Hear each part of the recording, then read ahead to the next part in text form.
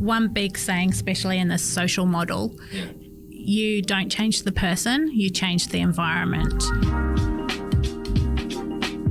I have two guests today in the studio with me. I have Scott and Sam McLarty, who run Connecting Futures. They have just won an award at the Business Excellence Awards in Bendigo, but they run a really remarkable business that has started from one NDIS support worker to a thriving small business now that's looking at a 300% increase in scale over the next couple of years.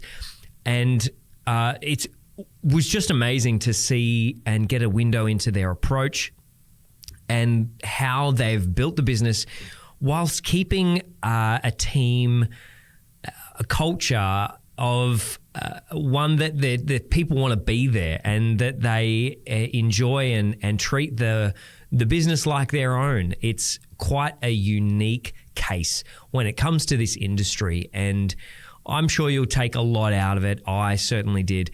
So without any further ado, let's kick it off. Here they are. Scott and Sam, thank you so much for joining me. You know what? You are the first two double interviewees in the studio. Look at us. So First. It's a first. Welcome to the Emporium. Thank you for having us. Yeah, thanks, Caleb. Appreciate coming in to an award-winning Bendigo award winner. Yeah, well, we're a table of award winners, aren't we? We are referencing, for anyone who has no idea what we're talking about, we were all at the Business Excellence Awards last week, and it was a great night.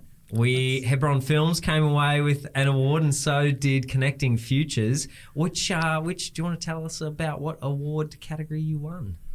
Yeah, so we were in the diverse and inclusive workplace, which is pretty close to Sam and my heart, with what we do for a living and what we're involved in. So that was a fairly intensive little process. Yeah. As you'd be aware, Caleb, really made us look into our business and what we did, and then dig even deeper when we did the interview. So yeah, it was a really great experience. And for the team as well. So, and we had a good night. And you got the win. And we got the win. That's very cool. How did it feel walking up in front of 760 odd people and accepting that? Like walking up in front of 760, well, what's that, 1,400, 1,520 eyes staring at you. Yes, it was... we didn't expect to win. We were just really excited to be nominated. You know, I know lots of people say that, but we genuinely were. And be a finalist. You've gone through a whole process there. That was really cool. And then I kind of had to take a little moment when we actually got our names announced, and people looked at me and go, "That's us." Oh, all right. And then that was I must admit it was. I normally don't mind speaking to people, and I don't. I love that side, but a little different. Standing in front of 760 people, and sure is. But I guess thinking about it, it was pretty cool to be able to be recognised that we are, that we're living what we talk about doing every day, and we try and help other businesses to become more diverse and inclusive. And so if we're going to promote it, we need to be doing it, or so. This gives some validation around that. So it was really exciting for us, and even for the team. We all got together and celebrated afterwards, and nice. You just don't always get time to slow down and celebrate these things. And it was great. Love that. Let's rewind back to the start. We've gone to accolades straight away, which is fair enough. But hey, let's talk about what Connecting Futures is and what it does. So lay it out for me, guys. What is Connecting Futures? Connecting Futures. We support youth into employment, that 15 to 25 age bracket. And we've come across because we live that life. We're a neurodiverse family, and we have children that school is not for them. We have other children that love school, and they will not take a day off, even to have a holiday. I get into trouble. And then the other one just it made them sick. It was not a great place. The schools were great and they tried to do everything they could, but that sort of environment just was not for them. The expectations in that environment, which is built for, the pedagogy is built around a hierarchy model, and that isn't always the most effective way for people to learn. It's not the wrong way, but it's not the most effective all the time. And for the wrong young adults, which we get to see a lot of, it causes significant harms and trauma. So it's about, and that's something that is really important for us. And, we live it with our daughter, like Sammy was saying, where, the school was really supportive and all of them, so great people involved. But that wasn't for her. And now she's off doing a couple of days a week at Keen's, who's an awesome employer in the local area, and works there a couple of days, and a couple of days doing a Cert 2 construction pathways with Bendigo TAFE, who have been really supportive as well out in Castlemaine in a program that is just for women. Yep. So great. Yeah, it's great. And so she's thriving and thinking about becoming a tiler, or but it's all that aspirational. Like, she's got that purpose, and she's a different young. Yeah. adult. So the last few years have been a struggle, and with the well-being and all that. So, and understanding all that, and then knowing the figures and the data for youth employment or unemployment, and the correlation between mental health, employment, purpose, and all that is so huge that self-focus, and that's what pulls us every day, and to make our service more about the people we support, and how they can be them and contribute and give. So they've sort of like been shut down or sort of turned off to who they are. So it's exploring all those opportunities, seeing what's out there, what they enjoy, find their interests again and their passions, and then how can we turn that into something that they're going to be able to do every day. And how do we better articulate to industry and supports around about, if we get the environment right, especially for neurodiverse young adults, that we get to see them thrive and be seen for who they are, and you get the best out of them. And like, we love our little quote that Sammy always has, that diverse and inclusive workplaces are 36% more profitable, which was a study that was done. And it is evident that by having a mix of people, it could be culture, obviously disability, everything. You're just thinking that it just different perspective on how things are done. And people can just come in with a different vision or a different way or see it, and it's such an awesome aspect that people don't notice, but they've been sort of cast off as too difficult, too opinionated. Time management is very poor. And so all those misunderstandings on how you capture their strengths and then put in the support, or just know, time management is not for them. So we need to let them know half an hour before we'll go grab them, or, just put in those extra steps to make sure that they can show up and then be at their best because they've got the support around them. Are you talking about me and my ADHD? Wow, I think that would be for another day. Yes. No, this is not marriage counselling. No. She does an amazing job. Good job, Sam. So now we're talking about not just any 15 to 25-year-olds. We're talking about participants and people who don't generally fit the model of standard expectations, and tell me a little bit more about who you serve and the spectrum of people that you interact with. And that's a great term to use, serve, because legacy is really important for Sam and I, and legacy means different things to different people, but for Sam and I, it's something when 6 years ago when we started this business, Sam and like, we can either, and this is talking about NDIS and the framework that was, and the significant opportunities that it can provide when done right. Obviously, we see in the media a lot when it's not, and they love that because that's what sells, attention. Stuff. But there are so many amazing providers out there that really care and really want to see the best outcomes. And that was something that Sam and I, we live and breathe it from both sides, from lived experience, also running Connecting Futures, and that's a real passion for us to make sure that other families get all that information and knowledge out there and how to support them, because in the early years when Scott was doing all the research and upskilling himself with and we've gone totally off topic, but this will then lead into how we serve others in that age bracket. Go. He had read up on everything. So I call him my NDIS walking dictionary, because he does. He's constantly upskilling, reading things. And it was quite clear to us that, yes, we come from privilege and education and things. I could not understand anything or where to start. Wow. Living it, overwhelmed, burnt out, running a household. It's a lot, trying to work. It's a lot for every household, especially when you add on the extra supports that, you've got to prompt your kids, you've got to be there, make sure they don't forget their shoes when you jump in the car to go to school, because you'll get in there down the road and it's like, I haven't got my shoes, and you're running 10 minutes late. So coming from that perspective as well was an eye-opener of how do we get this information out to other families and be able to support them so they can get what they need to be able to get their family supported, and then changing that from being just mums and no longer a carer.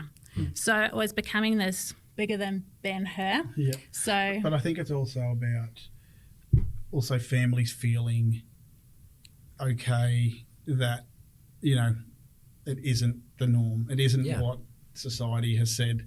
Your kids should do this and they should go every day, and then, you don't get a star on the board at school if you don't turn up every day. Yes. But they don't live and breathe what we do. To get them to school. That's not saying, my kids are... That's just saying that we live the reality, and we can either go and try and hide it and go, this is all fluffy and roses, or we go, great, there's things we have to do, things that aren't going to meet certain requirements from the framework of what society has put together, or we go, let's be more open and go, there's other ways to do it. Yes, there's a mainstream, and that's awesome, but then there's also opportunity, and it's okay to not always feel like, the greatest, things are challenging, but it can be really hard in isolation. So and that's I think what we also, really wanted to do. so that's what we built on. Yeah. And then on the other side too, knowing all the supports that are out there and people coming into your home. Then the next stage is judgment. So people come, your house is a mess because there's no time to clean, or the kids have had a meltdown and it's just chaos. You get judged. Oh, they can't clean up, they can't take care of the kids, they're not great. Well, we could walk in there and go, Mum's struggling. Where's the support? How can we get things going now? And then how can we help Mum? Because if you can't help the mums and their well-being, nothing's going to be implemented. You could have the best therapist with the greatest strategies, but if Mum's not there because she's not able to process all that and implement it with the kids and have the time to actually be there alongside them, it ain't going to work. So that was an eye-opener. Is this the NDIS kind of process and qualification process you're talking about, or probably more like sort of, look, yes, with the NDIS there's a lot of paperwork and and not every family, there's different levels of understanding for families, so that can be a real challenge. But I think more just in general life, like we're talking about more stigma and of that, like just in general life, because there's a lot of parents that can, but you just miss things, and it's just put it in the too hard basket. Or you're surviving each day because you want the best for your kids, and you're just trying your hardest to go, all right, what's next? All right, let's do that. But then we're lucky enough where we have some really awesome supports around our kids that allow them to now flourish and build some of these skills and build independence.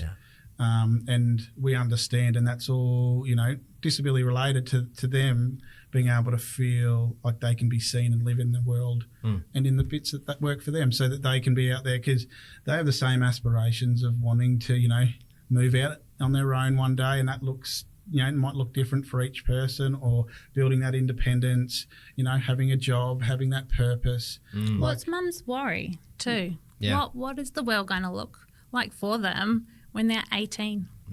And a whole lot of problems from society, the peer groups they're involved in, or the lack of peer groups, and their mental health because they've just had to isolate in their own rooms or the house, so they don't actually go anywhere and things. So that's then how we get into the age group why we serve 15 to 25-year-olds. Yeah, great. And I guess going on that about serving, and so you did say there'll be a long circle back, and we have. So this is why we have really evolved what we've done over the past 6 years, and so now we have our, we have a really strong approach around, we call it our youth employment services. So we're really, and we try not to pinpoint it that it has to be this or it has to be that or you have to do that, because that's demands, and demands can be a significant challenge, and there's a range of different PDA and disabilities that will relate to that. So in the way we communicate, but overall, we then have now come together, and we've got probably 70 or so young adults that we work across Bendigo and Echuca and Shepparton in the sunny coast. With, and we work with them, and we have a career mentor working with them every day, one-on-one. Every week with them, really getting to know, and so that they've got that trust and ownership, and we do a lot of work on building that, and then from there we also do these small team projects. This is where we bring young adults together with common interests, so we find a common interest, and then from there we're then using that common interest to build communication skills, confidence, self-belief, employability skills, teamwork, communication. And friendship groups outside of us. And so what we've seen is now we have the Discord group, and a lot of the young adults are moving out themselves. Like, we've got some real cool stories now on our socials from young adults that couldn't get out of the car to start with, and now they've had 2 jobs, gone to a TAFE course, and now about to move out with, with a partner that they've met in the program, and another mate. It's the things you just sit back and you just go like, yes, and then all of a sudden you're not needed as much, and that is awesome, because we've got to make ourselves obsolete. We're only with young adults for a couple of years in that program, in that what they call the school leavers program. And that's the bit is we don't.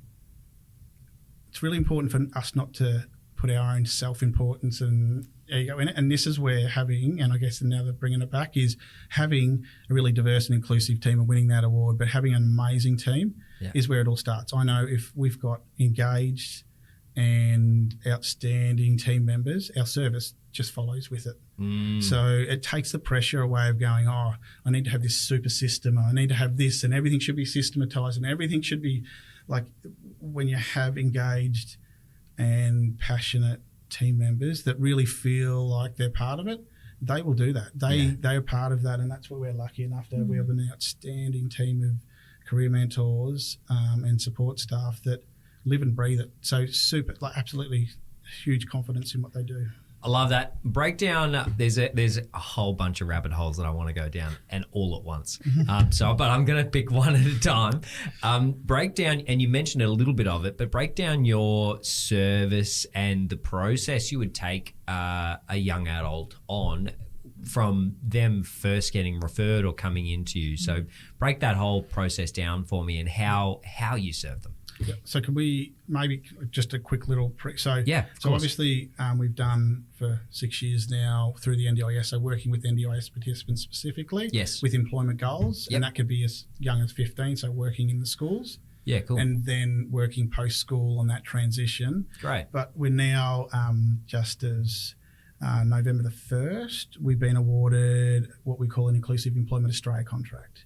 So that was the old DES contract in the old days, so people might know that. Disability Employment Services. Yep, that's it, which is really exciting. So this time they said they hadn't re-tendered for 7 years, and they're like, let's change this up and let's really go to customised employment. Let's really think deeper and put more work into the training and building and sustainable employment. So we tendered for that about a year ago, which is really exciting, and we were lucky enough to be selected to do through Bendigo and through the Golden Valley. So we're in Bendigo, Maryborough, Castlemaine, Echuca, Kyabram and Shepparton will be running this. So the reason I talk about that is because now it opens up. It doesn't have to be just NDIS participants with our youth employment. We'll also be able to work with anyone with a disability, injury or medical condition that has been referred through Centrelink or directly to help them get into a job and then stay in a job sustainably over a longer period of time. So so this is cool. So this opens up the model to even more people in our local communities and more opportunities for employers that are inclusive to get involved. So I just wanted to pre-frame it. No, that's good. Yeah, I can see that kind of it's called Inclusive Employment Australia. IEA. Look at you. Yeah, look at me, being able to spell. IEA has really opened up. It's a perfect fit for you guys because it's alongside your existing mission, like what you were doing some of already. You're just able to expand that into more participants and help more people. And like it's connecting futures, right? You are literally connecting futures with the people. Yeah. I love it. Yeah. And still sticking to that 15 to 25. So that's our specialist area and that's what we got awarded for. Youth 15 to 25. Right. And just going back to with the service and why this age group. Yeah. All behaviours communication. Yeah. So when they're in school and things might impact expectations and they're a mover or they're a hitter or they get labelled really quickly in school who they are. And then obviously that shatters the soul or you're just like, oh, well, why do I try? I'm just going to get in trouble anyways because I can't sit still or I have to flick that piece of paper or what have you. So well, that person won't look me in the eyes or that person doesn't want to engage. They want to go and sit by themselves at lunchtime because they're or their sensory is they need pressure or things, so they might hit out or lash out or be a bit more argumentative because the demands that the teacher's asking them to do hasn't been given a choice. So these kids, they fall through the gaps, they're sort of just passed on through, and we've seen it, and then misdiagnosis like dyslexia. And we all can understand that that's challenging when it comes to English. Well, you're all schooling, even maths, because you've got to do some reading. So some are really great with numbers, but to read a question is difficult to understand. So how do these kids get to live an amazing life and have those experiences that their peers are getting while they're off on the side because they've been classed as the naughty kids, the disruptive kids, kids that other kids may not want to be friends with?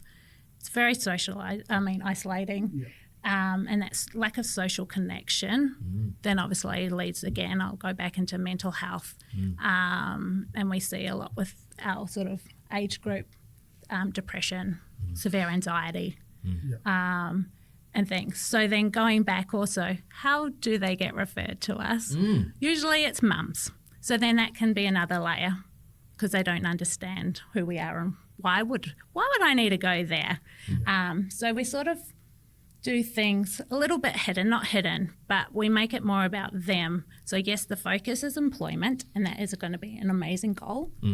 But especially with our school leavers employment, some may get a job out of that. Some may just get volunteering or have a lot of time with work experience or exploring different industries and things, and that's okay because that's their journey, because what we're doing is we're rechanging their beliefs to build up their self-esteem, to know how great of a person, emphasise those strengths that they do bring, and then they can work on that. And we've had amazing and ones. To be seen for them and who they are. And it's okay to to stim or be noisy or just to do funny things that people like, those quirky bits. Yeah. It's okay, and that's how we build our office around. So we have participants, they own our space, and they'll do jokes on the team, and they'll get to know everyone in the team, and things, and they really do and just make it. We celebrate the achievement. So we've had a couple where one of our career mentors, Troy, he's got a couple of young guys that he works with, and when they got an outcome of a job, they got to choose an activity they did. So one was badminton, and so Troy and the young young guy got to have a badminton game, but then the team badminton, and then they got to they recorded it, some of them, and then they made this video up. Yeah, none of the participants did a full-on video. It was amazing. It was very cool. So they went along. I think another one was laser tag, and so celebrating the wins is really important with young adults. But I guess going back again, a little bit about how do we go through this. As much as it's working with the young adult, it's also educating everyone around. Yeah. You know, whether it's the parents, whether it's other supports, whether it's industry, whether it's, you know, this is part of what the program is. So we'll go, let's say we'll start from the start. We're with someone that might be in school in that transition phase, and the NDIS has opened up their eyes to say, we actually need to be working with people from 15, not waiting till they're 18 or leaving school. And lose all their routines. And then try and start to build that. We need longer. So part of it, we can go in and help. There might be work experience, for example. So a young adult might need a bit more support and can't just be left straight by themselves in work experience outside of what the school would offer. So that's what can be supported. So we can go out and do that. And that's what's really helpful, because then that gives an experience that, you know, may not happen, and we learn so much from experiences, whether they're, you know, we've got to have an opportunity to fail, to succeed. Sometimes, you know, kick gloves is, you know, helicopter is not the way to go. Like that's not how we learn. So how can we do it in a safe manner where, you know, people aren't broken in that process? That's the key. And so building skills around transition planning and starting to really think who is in this circle of support, or, you know, that community of that young adult. So that's a lot of work that gets done in the schools, and then slowly building that trust. So when they do transition out of school, they're ready to go into trialling these new parts of their life. And that's where our service then goes into more of that intense model where they're every week and they're involved in the whole lot of programs, and then that'll transition over time into test and try, we call them, where we go out to industry and we have a look, because the other bit is you look at a business from the outside and you're like, oh, they make these widgets. But really inside there's like HR, there's admin, there's maintenance, there's tradies, there's so many things going on. So we try and do as many of those, and like we did one with Castlemaine Water the other day. Nice. And had the opportunity to go into Castlemaine Water, and they're an amazing inclusive employer that they know what they're doing. And we're lucky enough we're one of the 8, I think we had young adults go in, and about 4 of them did work experience, and they opened that up. And even to the point where one of them then ended up applying for an IT job, and he went through the normal process. We weren't involved at all. Like he just applied for one, and just with our support. And he's doing his Cert 4 in cybersecurity at the minute, IT. So this is his world, and he got the job, and so he's so excited. Like it's just cool to see. Like he's now living in, he's done really well. So it's awesome to see that these, and that's the key. We've got such an outstanding talent pool. We just need to make sure that the rest of the community gets to see that. And then we do a lot of support work where we'll come in and do neurodiverse training and neurodiverse workplaces and inclusive workplace training, all of that. And that now increases under the IEA, which is exciting. So we go through the process of helping build the skills, the life skills, everything to go up to employment. And then once we get into employment, we start to work on post-placement support. That's not only with the young adult, that's also with the business, so that we can then leave a long-lasting legacy of, larger like V-Line, another really outstanding employer. And they've actually made sensory spaces now at their business. We've got a young guy there, and he, so breakout spaces, but they really want to understand and listen. It's just the hard part until you don't get that opportunity. Well, we speak a lot. I speak a lot to business owners, founders, CEOs about the importance of setting your team up to succeed. Like a business is only as great as the people behind it. And one of the biggest roles of any leader and manager in a business is to help bring the best out of your team, because when your team feel like they can be them, they're set up to succeed, and they treat the place like their own, then you've got a recipe for success. So what I hear you guys being able to do is bring people who don't fit the mold of standard, an experience, maybe an employer's experience of a workplace or workforce, I should say,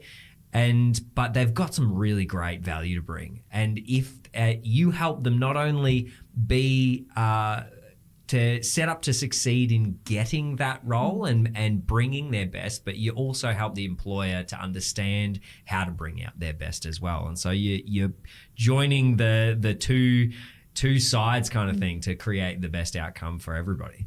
Yeah, definitely. And one big saying, especially in the social model, you don't change the person, you change the environment. So when it comes to businesses, employers, and the government is so on board. So there is actually a fund too to tap in, that when you do get a new employee, new team member on board, and they need some accommodations, like stand-up desk, say, because they need their movement or what have you, or things, there's funding available, just need to have a diagnosis. Wow. And so it's access to everyone in there. So you might have team members already in there and they haven't disclosed anything, but then they see, but it's accommodating for everyone. So then they'll see that and they go, oh, well, actually that will work great for me. And next thing, you see them more productive because it's working alongside their needs.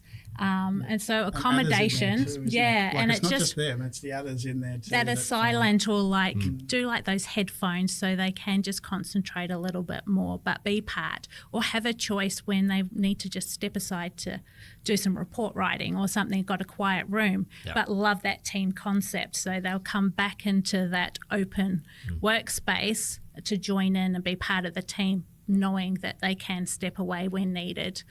So it's these accommodations that don't cost a lot. But there are some good incentives, like even, now that we're part of the as Inclusive Employment Australia, we actually get access to support. The government's now put out for IEAs up to $10,000 in incentives for a new worker to settle in.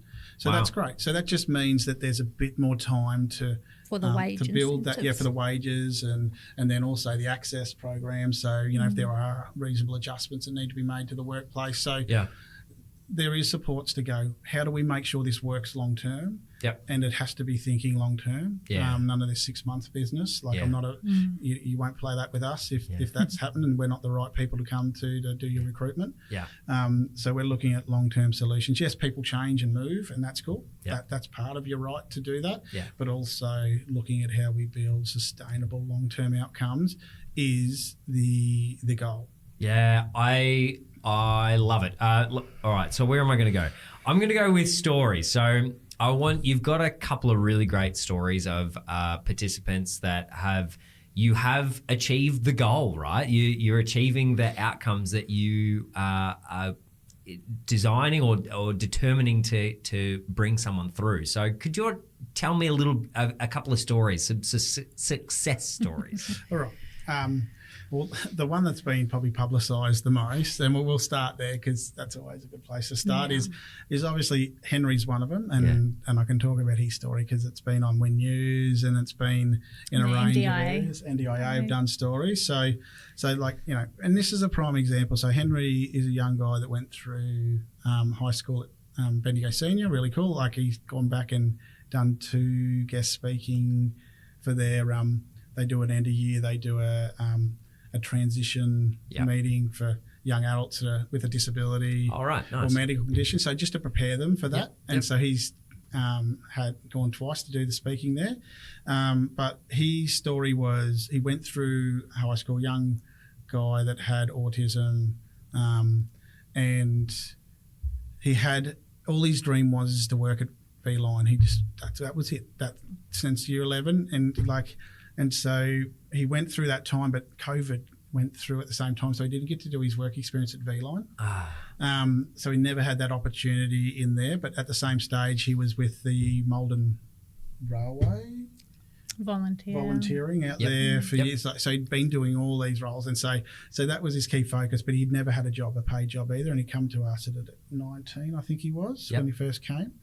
And so he was, he still is, an exceptional young guy, but people didn't have the opportunity to see him for who he was and his talents and where it was, so So that was the first big bit. So his bit was to start applying for jobs for the first time ever and doing prep and starting to really get ready. And he applied for a couple of jobs that we weren't quite successful. By this time, before he came to us, he said he'd applied for 30 roles at V-Line, but couldn't get past that first one. But no one had supported him on how to write a cover letter and how to do all this and what are we thinking about and preparing for those interviews and even questions that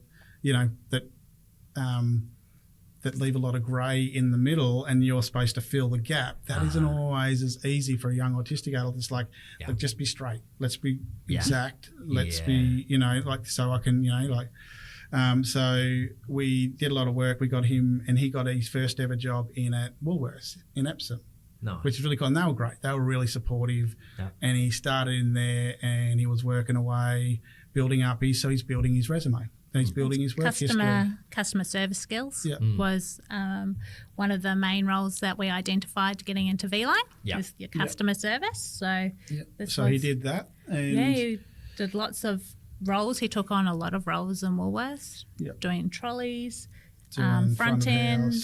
And he was such a valued, night fill. He was a and valued then the other team ones. member, and that was really good. So he's gone through that process of building that, and then through the process, we then spent probably 6 months working with V-Line because this is fair enough because this is outside the norm. So they normally have school students, and they have students that are going to, university. Yep. And they're doing placement and stuff. So we work with them and they're really great. I had 2 or 3 different people that we really worked hard with to get this to start. Yeah. And then we got Henry into some work experience in there. So he did, I think it was 5 weeks of work experience. Nice. And so over that time, they had an opportunity to see Henry for who he was, what he was about, how he was going, and even in the interview on When News, they talked about that he probably had more knowledge of the railway than some of the people that had been there for long periods of time. And he was doing announcements, and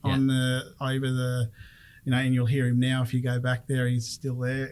He's always in there. So that just really solidified for him where it was, and also got him seen by V-Line, which was really cool. So then he went through the process of applying for a job, that come up. So that was his focus. Lots of mock interviews. Yes, lots of support around that. And we do a lot of recording. So when we do mock interviews, we record because sometimes self-awareness can be a real challenge for anybody. Is that what I said? Oh, is that what I look like when I say that? I see. So we do a lot of that, and there's another project we're going to be doing some work on to do more stuff around video interview, recording and portfolios, but it really helps. So that was a really helpful one. And Henry's just so driven, sometimes we get young adults that are like, I have no idea what I want to do. I just don't want to be around or talk to anyone. But then by the end of it, we find that passion, whereas Henry always had a focus. I mean, came in with the passion. He came in with a passion. And so we worked towards that. He did his interviews. He interviewed really well.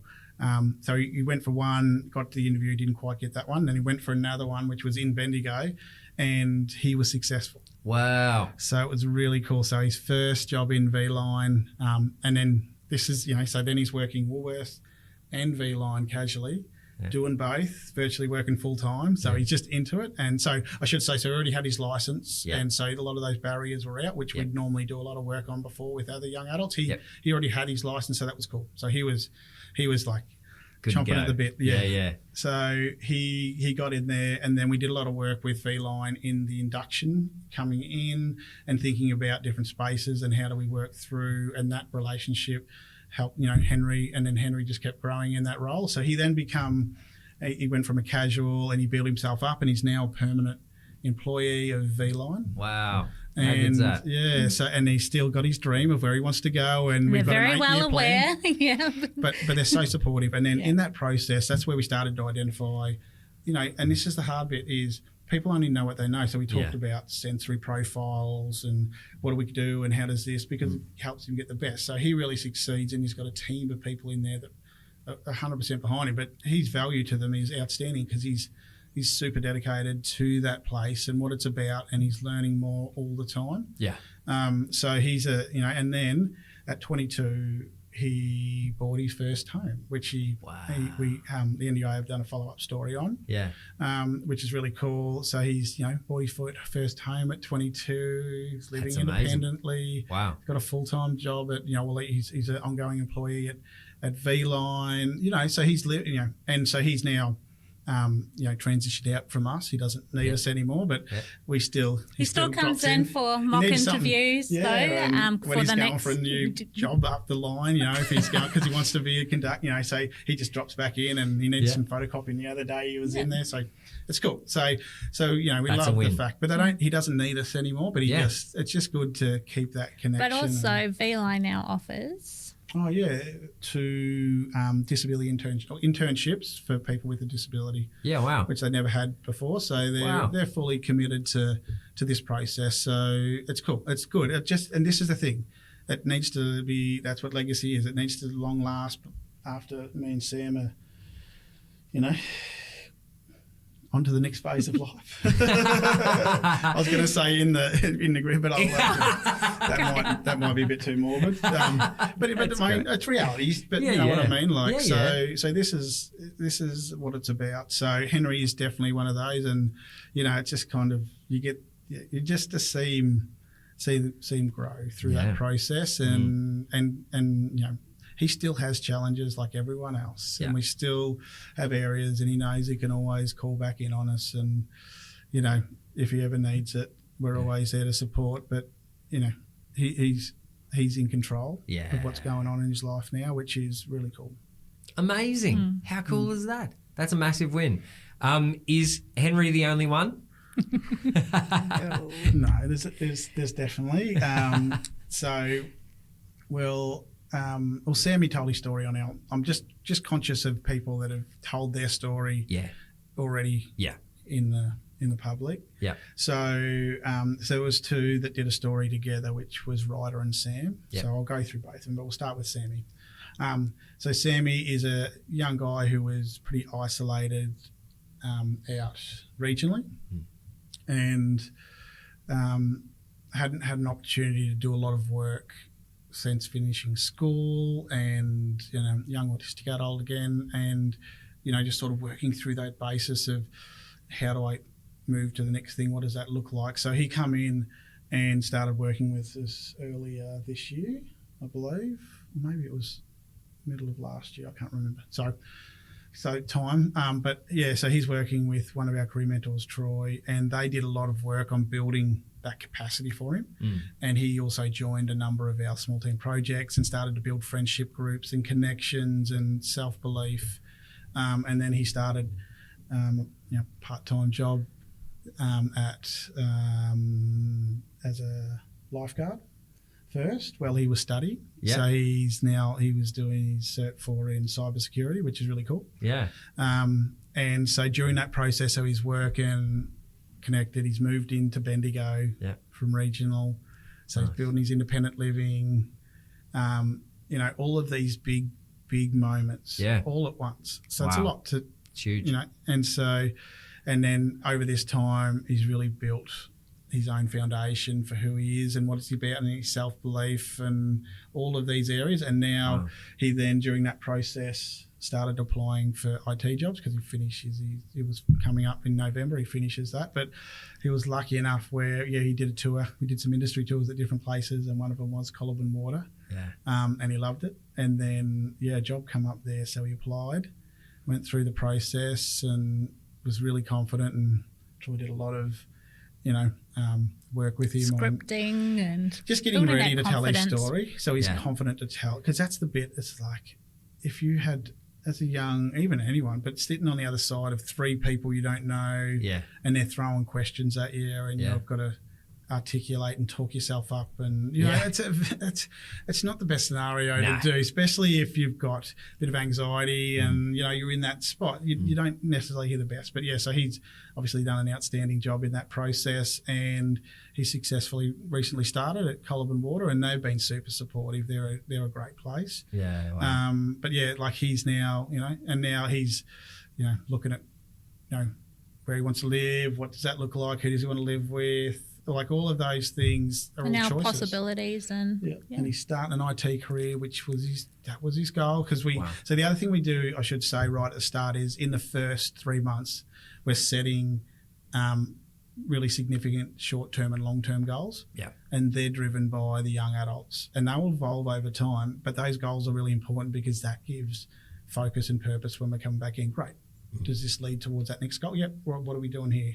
Get your license, get this, help with that. What is it we need to do? Get bank accounts, all of those things. So we go from the hands-on, practical, getting all the things you need in place, tax file numbers, all the way through to, capacity building around mindset and belief and self-confidence, to technical skills, work experience, exploration, exploratory learning and, experience on the job, and all of these things, work trials, whatever is needed for that young adult in that process. So he actually went through about nearly all of them. I think, like he was, and that's it. He's got himself into a place where he's ready to put his hand up and go, yeah, I want to have a go at this. Yep, let's do that. Yep, no, we didn't quite get that one. That's okay.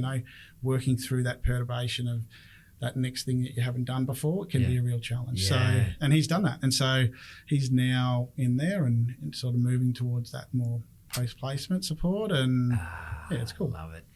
Such great stories. I'm mindful of time, and there's so much I want to dive into with you guys. We'll hold those two up as really great success stories, and I'm sure there's just heaps more, and continually there will be an ever unfolding list of great successes on your participant front. But you've built this business over the last 6 years, and you've been in an industry and an area that's just gone through so much change, right?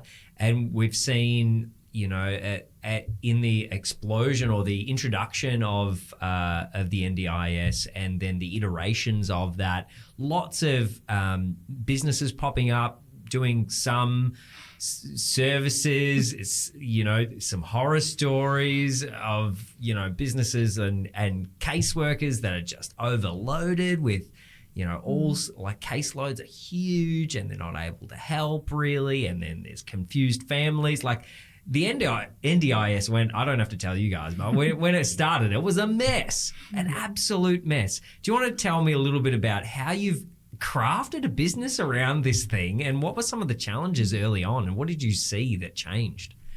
I think it's helped. We've been on the ground the whole time too. So Scott started as a support coordinator.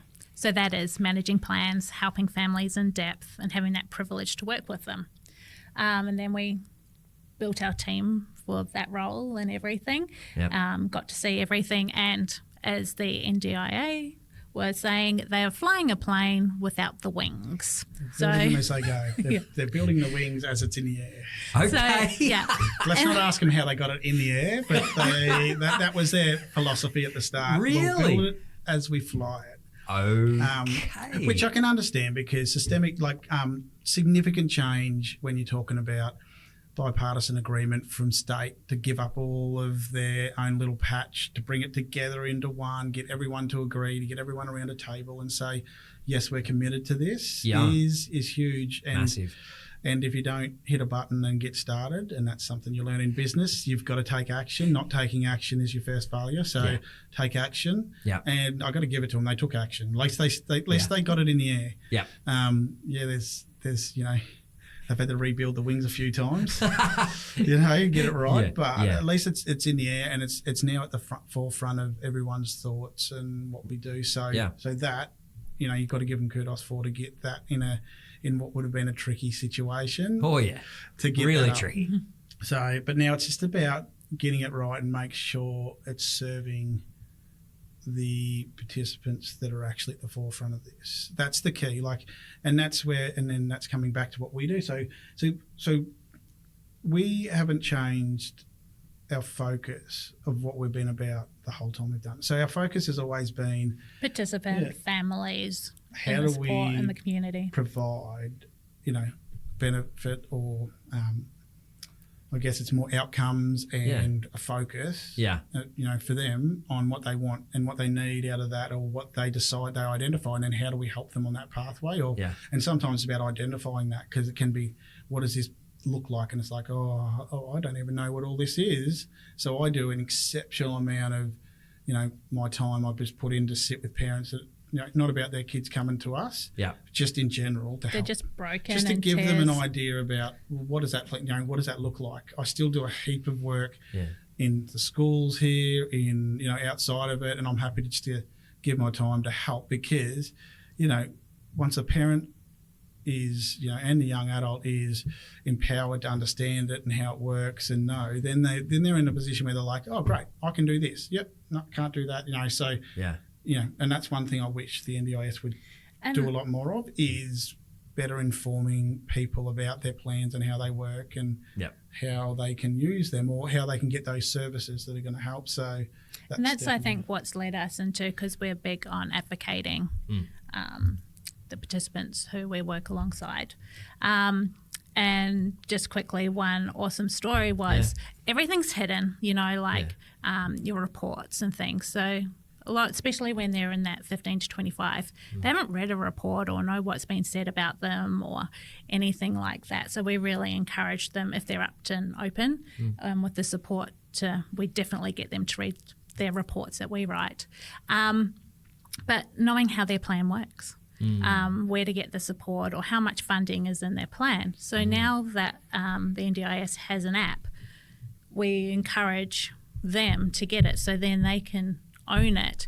And we had one person and they just thought it was amazing. They just got linked up the other day and could see all their funding, what's been spent, could then go, oh, well, that's why that costs so much, or with their support worker and things, and get more of an idea. And that then empowers them to then direct which services and what supports they need at a time and space. So you don't always constantly need the support, but we want them to then walk away and know when they're living their best life, when you're having those down moments, know who to call back in and know how their plan works and if that's funding there. Well, let's lay out for anyone who hasn't had any lived experience or is, everyone will have heard of the NDIS, but hasn't had any insight into it. Can you lay out the model and then specifically the business model around support organisations? So the model of this, of the NDIS is that each individual will get a plan, and that plan is developed around a planning meeting where they identify all the disability-related support needs for that person. I'll say young adult because I'm so used to working because we're 25 and under, but it's more on their daily life, on their daily life skills, what challenges you have, related to their goals. So it has to be around. I have a goal of, let's just say my goal is to live independently. I want to move out and I want to live in my own home. So that plan, there'll be parts of that plan built around what do we need to do to get to that point so that person can live independently. So they build a plan and they have what we call core funding, which is your everyday living.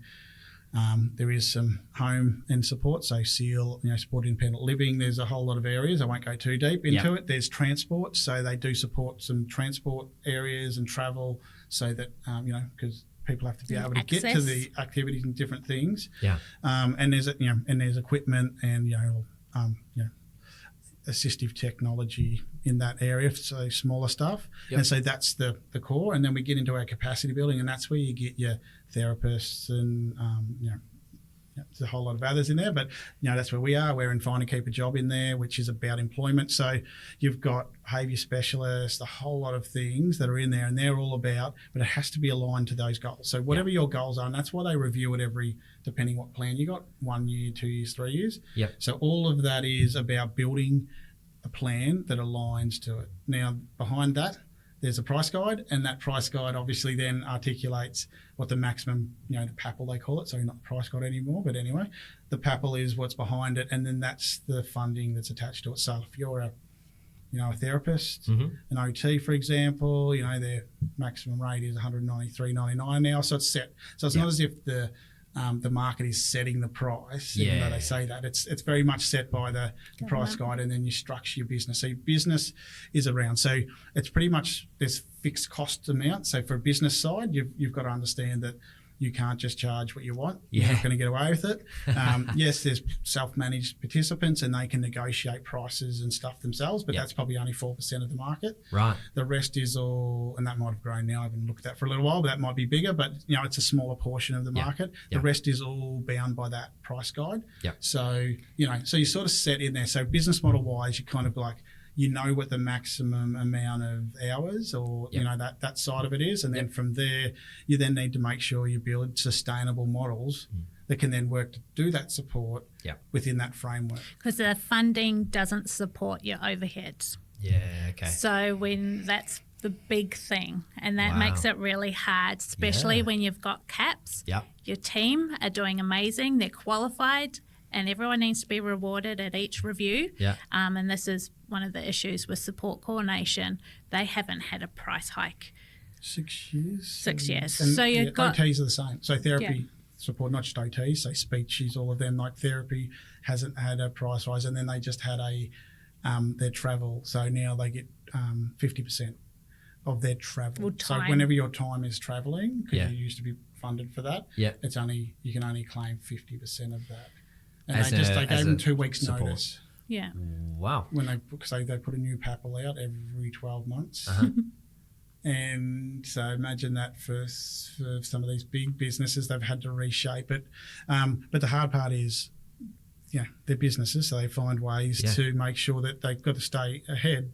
Yeah. And unfortunately, the people who end up the worst off from it is the participants who then probably get a quarter of the support they were getting because now it's funded in different ways. The business still has to run and operate. Yeah. It's such and you still want to do short-sighted view. Yeah, because there's professional development, best practice, and all that goes on. Your rent goes up. 20% of costs going up every year with living, and if they, there are some real challenges in this industry about, what's was supposed to turn into a fully open market is not heading that way in a hurry at this rate. And then that sort of controls it, because the other side of it is you don't want businesses starting to go, well, great, you can then do an extra 5 hours of deliverables in your hours, and all this, because all you do is burn out the industry and we lose good people. And that is... That's not what we want. So the business modelling can be really tough. Like, you have to be on it, but you have to also be in it for the right reasons, because we're working with people towards, you think about coaching and all of those roles. If you're not passionate about it, mate, you're not going to survive. And NDIS is the same. If you're not passionate about it and you're in it for the wrong reasons, you're going to get thrown out the other end in a pain, because it is, when it's done properly, it takes a lot of time and effort. So modelling and your business models are really important, and your relationships with all of the sector is really important as well, because we do need to do it as a group and a team, and everyone needs to come together to make sure of these outcomes, because everyone has a part to play. And that can be really challenging too, because it's, being built on fair for the participants and businesses. So, and this is hard. It changes with the government. One has a focus one way, then the next one, they've got their focus. They want to get the growth under 12, back to 8% from 12%. So that's the key goal at the minute. And so we want to, we just don't want to forget about why this system's there, because it can have so many positive outcomes, and it does. So hopefully that'll settle over this next period. I don't know.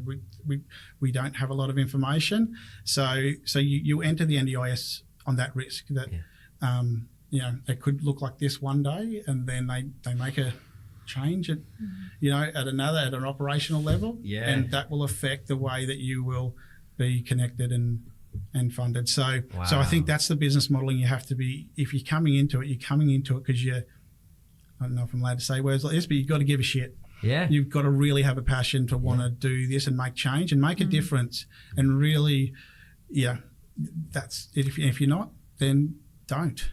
Please. I think we've probably seen a few opportunists over the last little while. How long has the NDIS been around? We're over 10 years now. Had a little birthday. Yeah, really? Oh, wow. I think we've seen a few opportunists come and go over the years, from my perspective, anyway, on the outside. But the reason I love you guys and Connecting Futures is because you do give a shit. We do. You've lived it. Do. It's so personal, but you've structured the business. You've structured how you build team and your services to actually benefit the people you're working with, right? And not just the people you're working with, but the people who work inside the business. I want to focus a little bit on that because that's pretty unique and wonderful. How, we did a culture video, like a video about who Connecting Futures is in 2000 and I reckon 4 years ago. 21? Yeah. 21? Something like that. And I remember throughout that process of capturing, getting on and learning about Connecting Futures and then having the team capture, the heart and soul of the business. I thought, this is actually a genuinely great business. Like, I love the culture that you have fostered and built. And you can see in the employees, your team members, you hear from them how much they genuinely love coming to work. And that's not super common, and especially in an industry where lots of people are getting burnt out. From the work they do, they might come in with a passion and a desire to help, but some places it destroys their soul. Yeah, they just get run down. Yeah, or feel like they don't get a say in making a change. I think that's probably one that we've worked really hard on. So tell me about it. Internally with our team, we do have a little bit of a what's it called? Their leadership. I just had a little blank on it. Our emerging leaders. We really work on trying to build leadership skills within each team member. Cool. So each one of our team members, as we grow, will take an area of being a champion in those areas from different depending what their background comes from, because we've got. Because you've got to think, we've got builders, we've got people from youth, employment, youth pathways, from employment, from disability, from, they come from all, because of what we do, we've got to focus on employment as well as life skills, all of that. Yeah. No matter who comes to us, we're always got a going life to have story. Yeah, a lot of training around it too. So there's always going to be bits that they don't have that knowledge of. I can't, there's not that many, because it's such a new thing doing career mentoring, and what we do is you're always getting, so it's really about a values base. So we do a lot of values based with new team members. Yeah. So when we do, so in our recruitment, I think your first up is pretty much we work on your values, because if you don't align your values within the team, that culture, you're going to be on the outer. Yeah.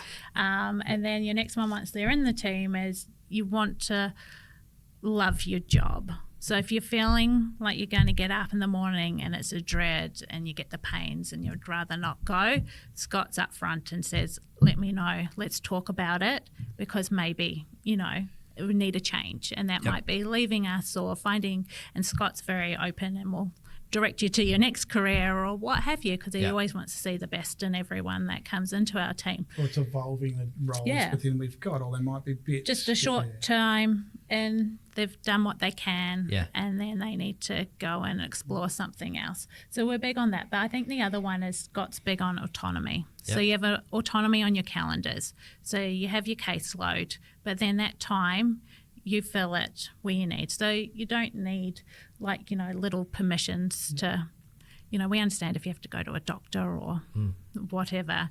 That sort of just worked in your week. You don't need to come and ask permission. And then within the team, it's just them knowing, well, we've done the work. We've been career mentors.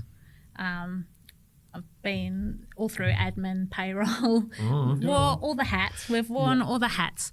And so that we've got good insight, but we allow them to talk it out within each other, and then they can come, or I'm there listening too, because I'm in their space. And they bounce off as a team, and we very much serve our team. So we're like, what can we do to help? So they know, they don't feel like, even though they know I'm busy and I'm running around, I'm doing 50 things at once, they do know they can always have our time to do that, and we're serving them to make them, even if it's on, a personal level, there's things that, we like, but I've used the term again, we do give a shit about the people who work for us. We love it.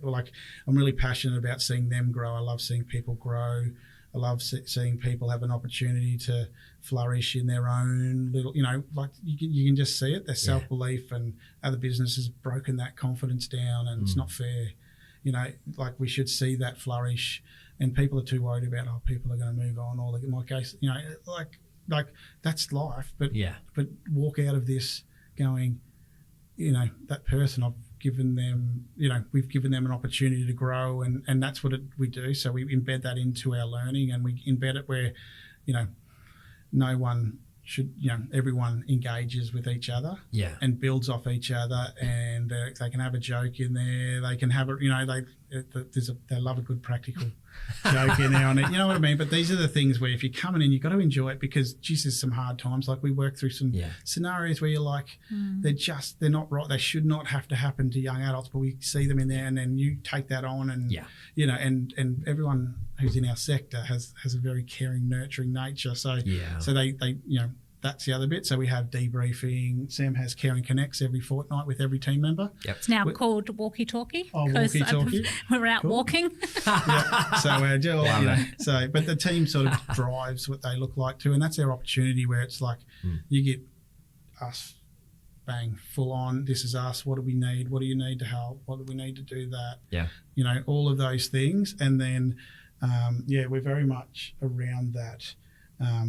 Flat line of a management style. We're not we try not to get too hierarchical, because that's just we don't need it. It's ego driven, and we always talk about that. Like if I start making decisions around ego, then we're in trouble. We're going to go the wrong way, and checking each other on that and making sure what are we doing, because even with a young adult, building our own self-beliefs in on that person isn't helping that young adult always to build in. Yes, we want experiences and we want links, but that's a key part of the way we do it. So that's probably another key part with the team, and also to be open so they can come to us and talk when things aren't right, or they're feeling they're struggling, or there's things. Well, they're not going to get scolded or told you've done that wrong. You always, whenever they come to you, it's always a learning opportunity.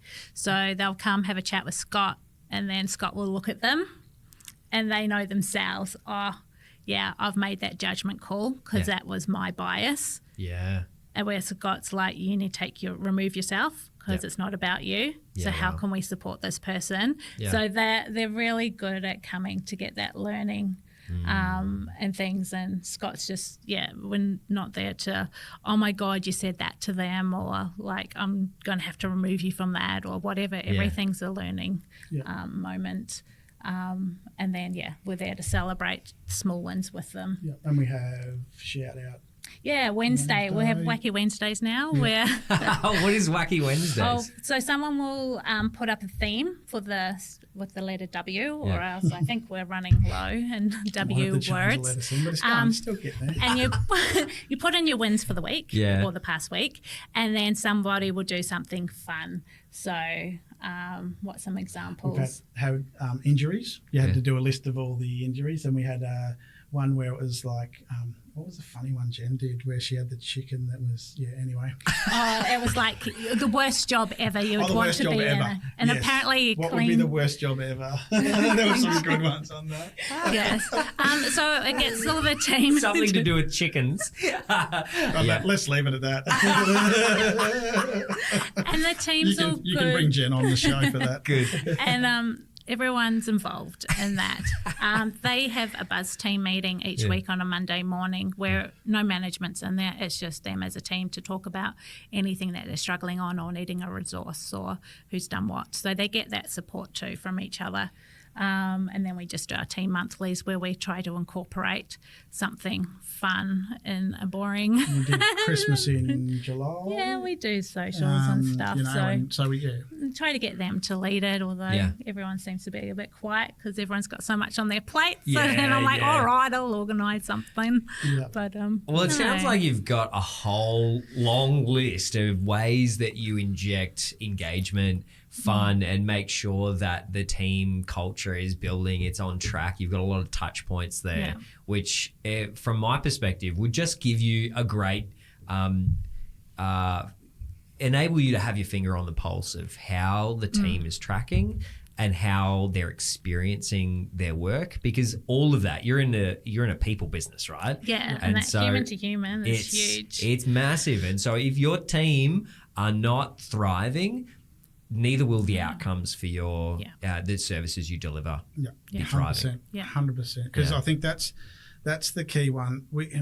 As a business owner, and you know the feeling, you have the pressures of, some weeks where you're like, yep, we got those bills, yep, we got that, we've got this, we've got that, yep, got that coming up, we need to get this. You have all these huge obligations as a business owner coming on, and I think this is why businesses do fail so often, because you don't really get a chance to get told about, do you want a job and you just like the idea of being your own boss, or do you want a business and so you're going to be up at night working out, doing your billing Finances. And everything else outside of those times when you first start and you're hustling for the first 3 or 4 years, and then when you start to employ a team you think, yes, this is going to be so much easier.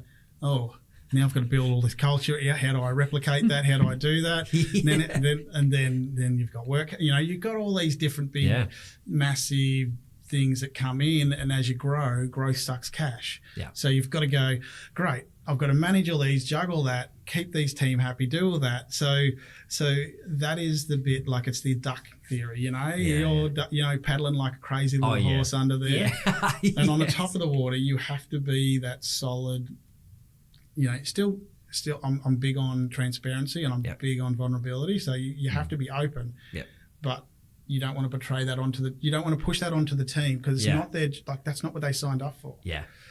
So that's a key part, is that buffer between the world of outside and all those pressures, and the team to be able to focus on why they're there for, and why they're there to come in and be part of that and build that group. So I think that's one thing that we've done well over time, is gone through the troughs and the flow, up and downs, and but then the culture has stayed really strong in that team, and being able to manage that has been a big part. And I had to swallow my own words, because I'm big on self-care and making sure that if they need half a day or what's going on outside, we had a couple of weeks just recently that were tough for our family and things like that, and the team were they gave us a hag in a box. So they went out and got all these self-care items for everyone, the 5 of us in our family. Wow. And I was to go on a girls' weekend as well, and they're just like, Sam, just take the Friday off. Self-care, you've got to do it. You keep telling us. So that's when that little things have been sort of tuned into them, but then they can throw it back at us and go, I think you guys need to go and just have some respite. And they did. Gee, that would have been a real blessing. It was, and you just know that they've got our backs as much as they know we've got theirs. Well, the fact that they were able to do that is like a double blessing, right? They've given you the hug in a box, they've given you the love, but then you can see in them being able to do that you've built something that's pretty special. Yeah, definitely, especially as they've been really sneaky, and I thought they were organising a prank on one of the team members, and all I could think was this poor team member, what's going to happen to him? And then they're all come out and they're like, we were in a meeting and they're Tapping, Sam, can you just come out? Because I knew I was going to head off shortly. And it was just one of those we do moments. Appreciate that. And genuinely being, that's what makes me and Sam as well most proudest is the people we've got, and even past people that have been in and come out for different reasons. Yeah. That's we still have connection with a lot of the the initial people and different areas. So and I think that's the that's the bit that just is the most, that brings back to the heart, is around, we've created. They all put everything in it. People each care individual. so much when they're in there, and they love it, and they're part of us. And even when they're out, they're still big supporters. Yeah. And the participants and the amount of mums and dads and other services that come back and just say, this is amazing. And that's the only other thing I would say is, don't judge one service by another, if I can say that. Yeah. Because sometimes it'll be like, I had an OT back when I was 7 and they were no good then. Yeah. Like, there are good ones, and there's ones that don't always fit as well. Same with employment services. Yeah. You might have a bad experience one area, but then don't give up on it, because you'll find the right one, and when you do, it'll change. It'll change the trajectory of things. So. I love that. We've had such a wonderful insight into connecting futures, and honestly, we could talk for so long about all the good things and how you've done everything. But I think we've had a really good window into it. I want to leave the episode on what's next. Like, you're in a stage of change, right? You're looking down the barrel of some pretty big changes, and what are you thinking? Like, what's in the future? You talked a lot about being the duck. I love that analogy. You've got some peddling to do. Yes. Tell me, what does it look like? So this will probably mean we'll be about 300% larger than what we are now. Whoa. With this new contract. So wow. It will mean, we'll have we will have to build more offices throughout some of the other areas. So outreach stuff in, Shepparton and Kyabram. We've got offices in Echuca and Bendigo already. Maryborough will also have a larger footprint in. Wow. So it's going to be making sure we can scale to that, which I know we can, because we've already worked in these communities. And then it's just about getting more partners on board, like great businesses, other providers, working along at other IEA providers, everyone, to better replicate outcomes. So that's the big one for us. So I'm actually in the middle of, we're about to start recruiting again for our youth employment mentors, which will be part of the IEA contract, and managers and areas in there. So it's going to be lots of recruitment over this next period of time.